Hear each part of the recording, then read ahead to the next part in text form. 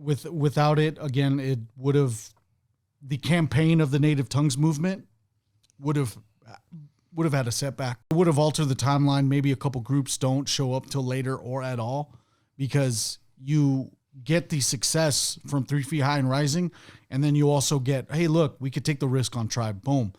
People's Instinctive Travels in the Passive Rhythm keeps going with, Brand Nubian, Black Sheep, all that. Like, we and then ultimately Most Def and everybody. Yeah, we to a certain extent. Who was on Tommy Boy? So it's just these.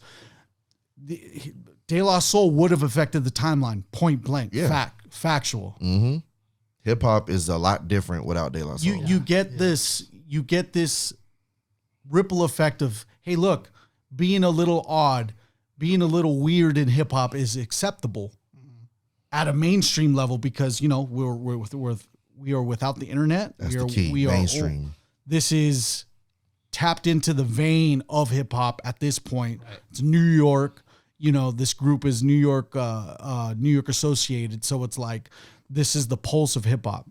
So as long as that lifeblood of, the conscious movements being like shuttled through, it's acceptable. Yeah, absolutely. And then that branches out to every other people. So it's a timeline affecting album. Yeah. I mean, I don't know. I mean, it's like you said, we listed so many artists and groups. I mean, you can even go to, like Outkast and the Far Side. Yeah.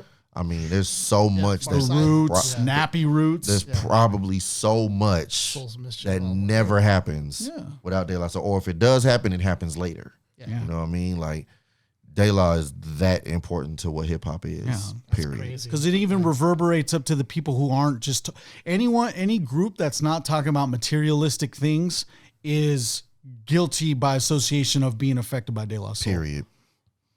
That's it. Yeah, it's kind of crazy. And this is coming from somebody even like off the jump as a youngster.